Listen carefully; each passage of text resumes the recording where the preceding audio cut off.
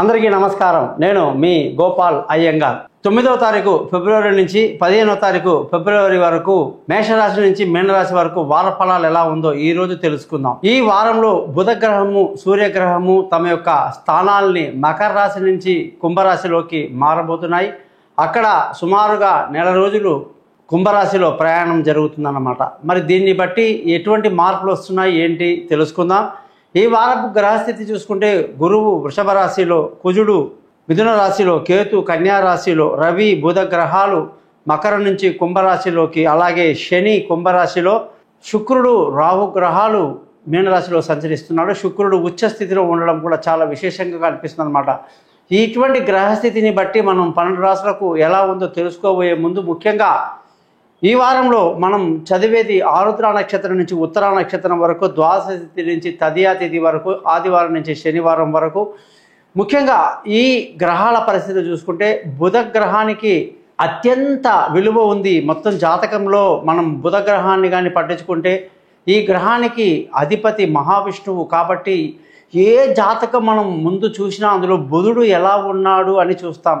బుధ గ్రహం కానీ బాగుంటే ఆ జాతకం చాలా వరకు సక్సెస్ అని అర్థం. అలాగే నెక్స్ట్ మంచి గ్రహం ఏదైనా ఉందంటే అది గురువు అన్నమాట. తర్వాత శుక్రుడు, ఆ తర్వాత అర్ధశుభుడైనటువంటి చంద్రుడు అన్నమాట.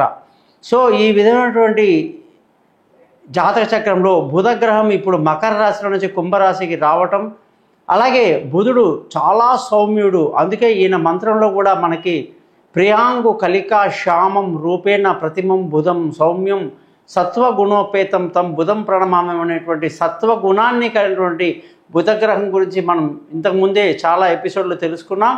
ఈరోజు సూర్యుడి గురించి చెప్పాలనుకుంటే సూర్యుడు మకర రాశి నుంచి కుంభరాశిలోకి 13వ తారీఖు నాడు ప్రవేశిస్తున్నారు.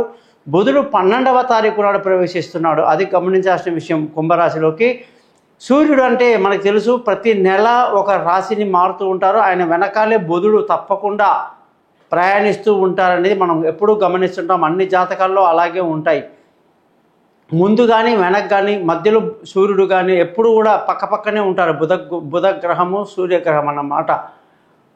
సూర్యుడు అంటే మనకి అత్యంత గొప్ప గ్రహము. ఈ గ్రహం వచ్చేసి అన్ని గ్రహాలకి రాజు, అధిపతి. కాబట్టి కుంభరాశి సూర్యుడికి మంచి స్థానము, ఎటువంటి ఇబ్బంది లేదు. అందరూ అనుకుంటారు కుంభరాశి అంటే శని కదా, శనికి సూర్యుడు పరమశత్రువు అని. కానీ జనరల్గా చూస్తే మకర రాశి కన్నా కూడా కుంభరాశిలోనే సూర్యుడు మంచి ఫలితాలను ఇస్తాడు. అలాగే ఈ నెలంతా కూడా సూర్యుడి యొక్క పరిభ్రమణం ఇలా ఉత్తరాయణంలోనే సాగుతుంది. కాబట్టి ఇదొక విషయం మనం గ్రహించాలి. ఈ వారంలో శుక్రగ్రహం కూడా మీనరాశిలోనే సంచరిస్తున్నాడు. మీనరాశిలో ఉచ్చస్థితిలో శుక్రుడు ఉండడం కూడా అన్ని రాశుల మీద దీని ప్రభావం చాలా ఎక్కువగా కనిపిస్తుంది అని తెలియజేయచ్చు. మరి ఈ వారంలో ఈ గ్రహాల స్థితి చూసాం కదా, సేమ్ ఇలాగే మనం పుట్టినప్పుడు కూడా మన గ్రహాల స్థితి ఉంటుందన్నమాట. దాన్నే జాతక చక్రం అని అంటాం. మనం 90లో పుట్టవచ్చు, 80లో పుట్టవచ్చు. ఎప్పుడో పుట్టినా ఆ డేటు టైంని బట్టి ఆ లగ్నం అనేది గుర్తిస్తాం అన్నమాట. లగ్నం అనేది 2 గంటలు ఉంటుంది. రాశి గ్రహించి నక్షత్రాన్ని బట్టి జాతక చక్రం చేయడం జరుగుతుంది. సో మీ జాతక చక్రాలు వెంటనే రెడీ అవుతాయి అన్నమాట. కేవలం 50 పేజీల జాతకాన్ని 15 నిమిషాలు మీకు అర్థమయ్యేటట్టు చెప్పి, పరిహారాలు చెప్పి, జాతకానికి సింపుల్గా ఏ సమస్య ఉన్నా దానికి పరిష్కారం చెప్తాం. కాబట్టి ఈ ఛానల్ పేరు thesimpleastrologer.com అని పెట్టుకున్నాం. మీరందరూ కూడా ఈ ఛానల్ని సబ్స్క్రైబ్ చేస్తారని ఆశిస్తూ ముందుగా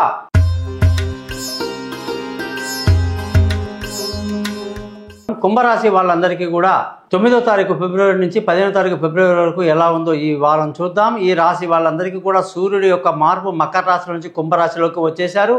భార్యాభర్తల మధ్య ఉన్న గొడవలు, ప్రాబ్లమ్స్ అన్నీ పటాపంచలైపోతాయి. చక్కటి ప్రేమ అనురాగాలతో ఈ వారం అంతా చాలా సంతోషంగా గడుపుతారు. భార్యాభర్తల మధ్య చక్కటి సయోధ్య కలిగి ఆనందంగా ఉంటారు. గతంలో ఉన్న పొరపచ్చాలన్నీ తొలగిపోతాయి. ప్రేమికులకు ఎంతో విలువైన సమయం, ప్రేమికులకు ఎంతో అనుకూలమైన వాతావరణం, తమ ప్రేమని పెళ్లిగా మార్చుకోవడానికి అవకాశాలు ఎక్కువగా ఉన్నాయి.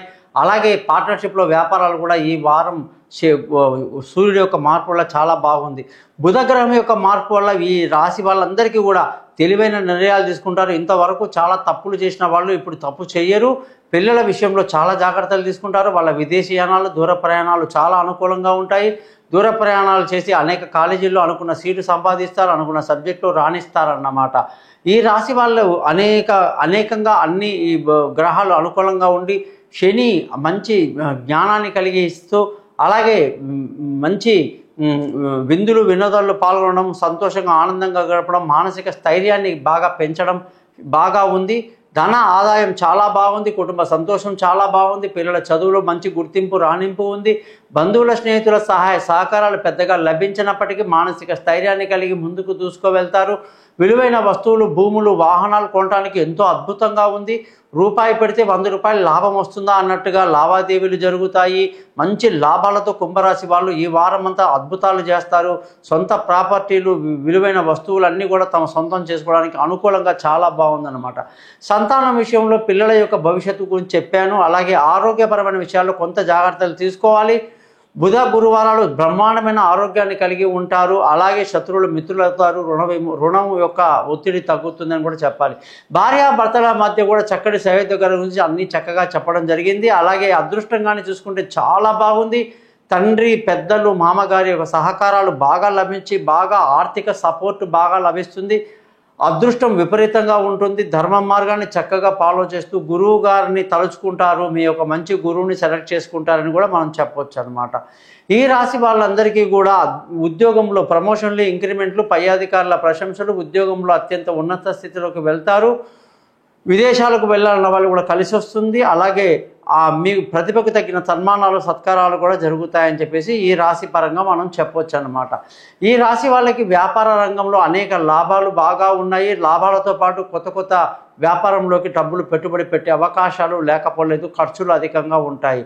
ఈ రాశిలో మనకు ధనిష్ట 3, 4 పాదాలు, శతభిషం 4 పాదాలు, పూర్వభాద్ర నక్షత్రం 1, 2, 3 పాదాల్లో జన్మించిన వాళ్ళకి ఎంతో అనుకూలంగా ఉందన్నమాట. మరి వీళ్ళందరూ కూడా ధనిష్ట నక్షత్రం వాళ్ళు తెల్ల పగడం ధరించడం, అలాగే శతభిష నక్షత్రం వాళ్ళు గోమేధికం రాయి ధరించడం, పూర్వభద్ర నక్షత్రం వాళ్ళు కనకపుష్యరాగం ధరించడం, ఓవరాల్గా కుంభరాశి వాళ్ళు నీలం రాయి ధరించాలి.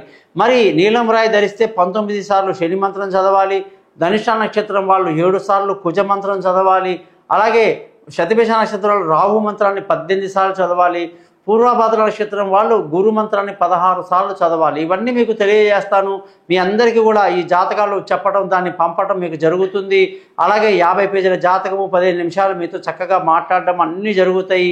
మీరందరూ కూడా నేను చెప్పిన విధంగా సింపుల్గా పరిహారాలు చేసుకోండి. అందుకే మీరందరూ ఈ simpleastrologer.com అనేటువంటి ఈ ఛానల్ని చక్కగా సబ్స్క్రైబ్ చేయండి. సమయానికి మీకు దినఫలాలు, వారఫలాలు అందుతాయని తెలియజేస్తూ, ఎటువంటి సలహాలు కావాలన్నా, ఎటువంటి ఇబ్బందులున్నా నా నెంబర్కి కాల్ చేస్తారని ఆశిస్తూ మీని సెలవుకుంటాను. మీ గోపాలయ్య గారు.